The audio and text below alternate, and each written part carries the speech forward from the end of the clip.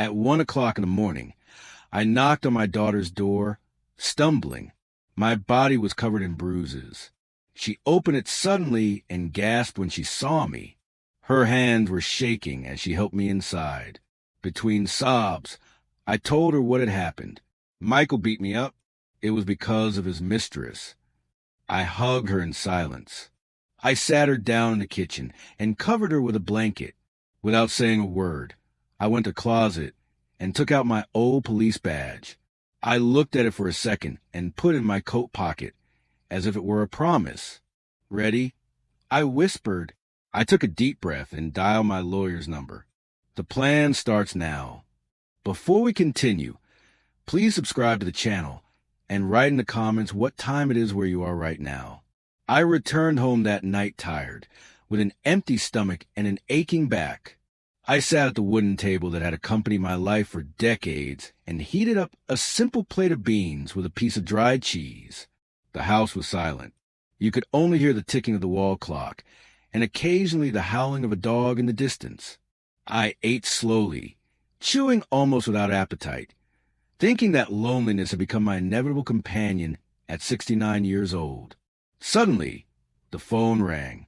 The ring cut through the silence abruptly and rumbled in my chest. I answered with a hoarse voice, and on the other end I heard Michael, my son-in-law. His tone was harsh and imperative. "Is Steve home? I want to come over and talk to you."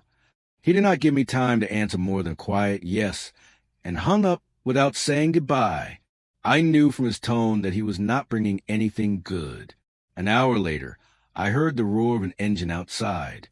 Through the window, I saw the lights of a truck illuminate the entire facade. The creaking of the gate opening startled me, and immediately the strong smell of tequila filled my living room. Michael entered, stumbling, and behind him came a woman I did not know in person, but of whom I had already heard rumors, Jessica. She was wearing a dress that was too short and laughing loudly with a plastic cup full of alcohol in her hand.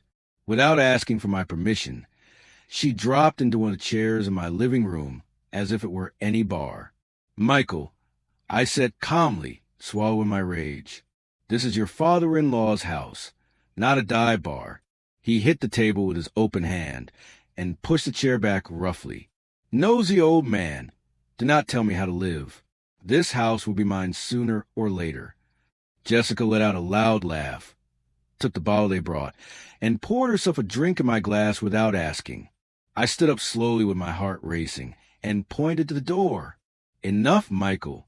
Get out of my house, and do not bring another woman here who is not my daughter." I did not manage to finish the sentence when I felt a sharp blow to my face. His hand had flown straight to my cheek, and I fell backward. The edge of the table opened a cut on my forehead. The world was spinning, and the sounds became distant. I tried to sit up, grabbing a chair, but Michael pushed me again, this time with his closed fist against my stomach. The air left me suddenly. I doubled over, gasping, unable to breathe. Jessica took a step towards him, nervous. "Stop, Michael. That is enough. He is going to die right here." But he pushed her away with a slap. "Leave him. This old man has to learn who is boss here." I crawled as best I could towards the door, my knees scraping the floor. My hands were shaking while I clutched my abdomen. As soon as I reached the door frame, I felt a kick to my leg that made me groan. The pain shot up to my hip. Behind me, I heard Jessica's mocking laughter fade as Michael pulled her outside. The truck roared and disappeared down the street, leaving behind an echo of the engine and the sour smell of gasoline.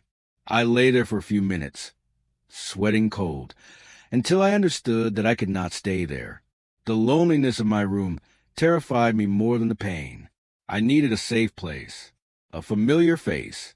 With trembling hands, I stood up, looked for the old gray coat hanging behind the door, and took my cane. The night was freezing. The wind ran through the narrow streets of the neighborhood, kicking up dust and papers. The dogs began to bark as soon as they saw me pass. I walked slowly, leaning on the cane. Every step was a knife in my stomach. Sweat soaked my shirt despite the cold. I passed in front of some houses. I heard doors opening just a crack. Shadows of neighbors poking their heads out, watching my stumbling walk. No one said anything. No one approached.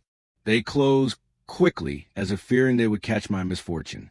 I moved forward with my heart pounding in my chest until I finally reached my daughter Emily's house. My strength was at its limit. I held onto the wall, raised my fist, and knocked on the door. The hollow sound of the knock echoed in the silent early morning. No one answered. I insisted weaker this time, almost scratching the wood with my knuckles. The door remained closed. I heard quick steps from inside, then my daughter's voice nervous. "Who is it?" The lock turned and the door threw open.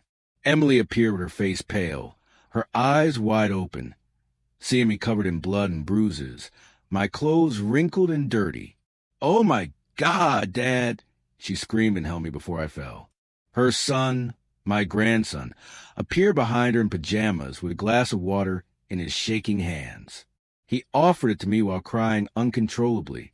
"Grandpa, what happened to you?" They sat me in the dining room chair. Emily ran from one side to the other, looking for a towel while my grandson did not let go of my hand, squeezing it with fear. I was breathing raggedly with dry throat, but at least I was under a safe roof. The road there had been agony, but now seeing my daughter and grandson, I knew that night was just the beginning of a much bigger storm. Emily held me tightly until she got me to the living room. I could barely move my legs. I felt like every step was torture. They sat me in the wooden chair by the table, and immediately my daughter ran to the kitchen. I heard her opening drawers desperately until she came back with a couple of clean towels and a small pot of hot water she had put on the fire in seconds. She took my face delicately as if my bones were made of glass. Her hand was shaking so much that the damp cloth slipped from her. The warm water burned a little on the forehead, cut open by the blow against the table. But I bore it in silence. I did not want to scare her more than she already was. The noise we were making attracted the neighbor, Mrs. Higgins. We heard a door slam in the house next door, and then quick steps in the patio. Without asking permission, she entered the living room with a small bottle of alcohol and a jar of antiseptic in her hand. "Good Lord, Steve!" she exclaimed upon seeing me. "What did they do to you?" I did not know what to answer. I just lowered my gaze while she soaked a cotton ball with alcohol and passed it gently over the wound. The stinging made me groan, and my grandson, who was standing by the table, began to cry louder. "Grandpa, let us call an ambulance," he said between sobs, with his cell phone already in his hand. "Wait!" Emily stopped him, putting her hand on his arm. "Let Dad calm down a little." She lifted my shirt slowly with fear. As she did, the air in the room touched my skin damp with sweat, and I could see the expression of horror on her face. My abdomen was covered by a huge dark bruise extending from my ribs to my navel. Mrs. Higgins put her hand to her mouth and murmured, "That is not from a simple fall, Emily." They beat him with full intention. Emily's cell phone vibrated tirelessly on the table. The screen lit up the room at intervals, always showing the same name. "Michael." She looked at it with rage, not daring to answer. Finally, the phone emitted the sound of an incoming message. She opened it and went pale. She showed me the screen. "Tell that old man not to open his mouth, or you will both regret it." Emily screamed, squeezing the phone tightly. "And look what he has the nerve to send me." I shook my head slowly. "Daughter, leave it." "Not now."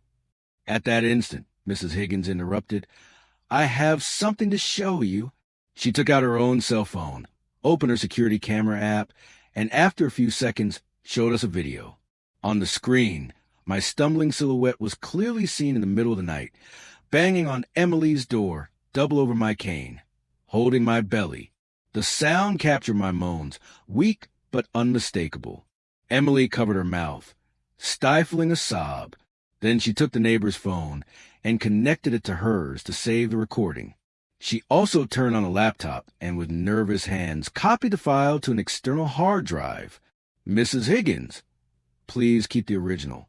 "This is too important," she asked her. The neighbor nodded firmly. Do not worry, Emily. I also have daughters, and I do not plan to stay silent. After a few minutes, Mrs. Higgins returned to her house, leaving her first aid kit on the table. Emily helped me get up. With her arm over her shoulders, she led me to the guest room. It caused me horrors to walk that short hallway, as if every meter weighed a ton. She settled me in bed, placed a clean sheet over me, and adjusted the pillow under my head. Do not move, Dad. Rest. No one slept again that night. The clock marked the hours with its insistent ticking. I lay staring at the ceiling with the pain in my abdomen throbbing like a drum. Emily went back and forth from the living room to the bedroom, checking locks, dimming lights, listening to every noise on the street. A truck passed slowly outside, its headlights sweeping the room. It was Michael's people, Emily whispered, closing the curtains abruptly. Dawn arrived. I heard the food cart passing in the street. Hot coffee, fresh donuts. The sound brought me for an instant the feeling that everything was still the same in the world, but my aching abdomen and the metallic taste in my mouth reminded me that nothing was the same. My grandson entered carefully with a steaming glass. "Grandpa, here is some warm milk," he told me in a tiny voice. "Do not go out today, Grandpa. Stay here, please." Later that morning, Mrs. Higgins returned with a USB drive wrapped in a napkin. "Emily," she said, breathless, "I downloaded the original video. Keep it safe." We spent the day locked up. Emily changed her SIM card so Michael couldn't track her. But outside, a boy on a motorcycle stood on the corner, watching our house. Michael had sent a spy. That evening, Dr. Sarah Miller, our trusted doctor, came to check on me. "Good afternoon, Steve," she said with a firm tone. She took my blood pressure and checked my pupils with a flashlight, her brow furrowed. "You have severe contusion, Steve. This is not something minor. You need x-rays." She wrote some notes on a sheet and stamped her seal. The dry sound of the pen on paper made me shudder. That document remained as the first official record of what I had suffered. "Take care, Steve. This can get worse," she warned. That night, Emily sat with her computer on her lap. "Dad, I am writing to Lawyer Thompson. He will know how to help us." She attached the photos of my injuries, the video from Mrs. Higgins' camera, the medical report. When she finished, she took my hand. "Dad, tomorrow we will no longer be alone." The next morning, Emily and I left early on her old motorcycle. I covered my face with a bandana to hide the bruises. We stopped at a small cafe to blend in. A friend of Emily's, Charlie, whispered, "I have seen him every night at the Arch Bar. He always arrives with a very flashy woman." We spent the day waiting. When night fell, we followed Michael's gray truck to the Arch Bar. Michael got out with his shirt unbuttoned, arrogant. From a nearby alley emerged Jessica, wearing a red dress. They kissed without worrying about who saw them. I took out my phone with trembling hands. I took photos. Michael's face, hers, the truck, the license plate. Every click was a stab of pain and humiliation, but also an act of resistance. They left the bar and drove to a small hotel with a flickering sign, Garden Motel. We followed them. I took photos of them entering, the sign, the parked truck, the digital clock marking the exact time. We had seen his true face. Not only the violent man who beat me, but also the shameless traitor who mocked my daughter. 2 days later, the landline rang. It was Mr. Davis from the property registry. "Steve, you should stop by my office. There is a strange matter with your land." We went immediately. Mr. Davis showed me a file. My land, my family's land, had been transferred to the name of Jessica. The date was just a week ago. My signature and Emily's were forged with an official red seal. "This is not possible," I murmured. "Someone inside the office facilitated this," Mr. Davis whispered. But the one who delivered the papers was Michael. Emily photographed every page. "We need official copies, Mr. Davis." He nodded and printed certified copies. "Be careful, Steve. This is dangerous." That night, we gathered at the table. Emily put the papers in the middle. Now, Dad, we have him cornered. I nodded in silence. The red ink on the sheets was like bloodstains on our family history. The line had been crossed. It was no longer just about blows or humiliations. Now it was about theft, about betrayal with the law on his side. It was a Saturday morning when we decided we could not wait any longer. Dad, it is time we face him, Emily said. We drove to Michael's pawn shop on a busy avenue. 2 guys with thick chains leaned on the door, laughing. Look, the father-in-law arrived. I gripped my cane and walked past them. Inside, Michael was behind a scratched wooden desk, counting a bundle of bills. He wore a white shirt with buttons undone, a cigar in his hand. What happened, Steve? He said with a fake smile. Should you not be in bed? I placed a bulky envelope on his desk. Calmly, I opened it and showed the evidence. The photos of my bruises, Mrs. Higgins' video, the forged documents with the altered signatures. For an instant, his eyes narrowed. Then he laughed. He slapped the table. So what? I have better lawyers than you. Emily stepped forward and dropped another envelope. Sharp photographs of him hugging Jessica at the hotel. The license plate. The time. Michael's smile twisted. One of his men advanced towards us. I put my hand in my coat and took out my old police badge. I raised it so he could see it. The thug stopped dead and retreated. See you in court, Michael, I said in a low, firm voice. There you will not be able to buy the law. Michael stood up and hit the table, sending the bills flying. If you cross that door, you are no longer part of my family, he shouted, face red with fury. I walked out slowly. Emily took my arm. We faced him, Dad, she whispered. A week later, we arrived at the city courthouse. Journalists gathered outside. I wore my old suit, the tie loose because my hands shook too much. Emily wore a simple black dress. Inside, the room was crowded. Neighbors whispered. They say Steve invents everything. Then Michael entered. New suit, shoes polished like mirrors. He walked confidently with his expensive lawyer, Bradford. He smiled at me with contempt. My lawyer, Thompson, stood up. He presented the injuries, the video, the photos of the affair, the forged documents. The judge asked for the video to be projected. On the big screen, everyone saw my stumbling figure in the early morning banging on Emily's door. The sound of my moans filled the room. I heard sobs among the audience. Bradford stood up. All this is a setup. Steve seeks to extort his own son-in-law. Emily couldn't contain herself. She stood up and showed the bundle of photographs. Here are the proofs. Michael with Jessica at the hotel. The exact time. The judge hit the gavel. Order, Mrs. Higgins testified. I saw Steve arrive that night myself. He was beaten. No one told me. I saw it. Then Dr. Miller testified about the injuries. The evidence was mounting. Finally, the judge announced, "Let the next witness pass."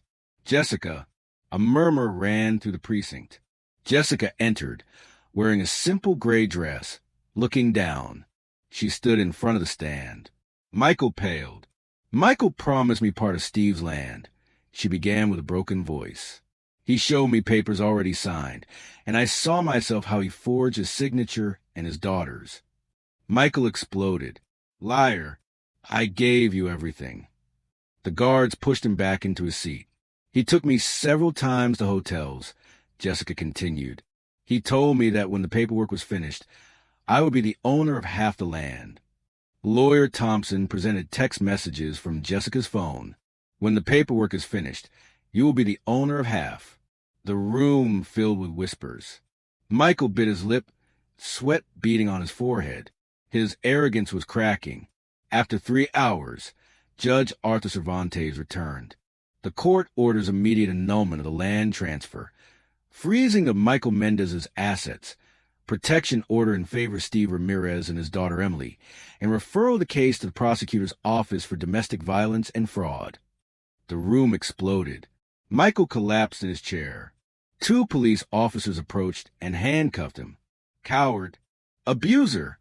shouted someone from the audience. I lowered my head, tears filling my eyes. It was not joy, but it was justice. We left the building into the blinding midday sun. Mrs. Higgins was waiting at the door with a basket of sweetbread. "We won, Steve. We won," she shouted. That evening, I sat on my porch. The sky was clear. I closed my eyes and let everything pass through my mind, the blows, the fear, the shame, but also the bravery of my daughter, the solidarity of my neighbors. I took a deep breath and smiled in peace. At 69 years old, I can still fight, and I will do it always while my family needs me. If you are watching this video, hit like, subscribe to the channel, and activate the bell. Tell me in the comments where you are listening to my story from. May God bless you always.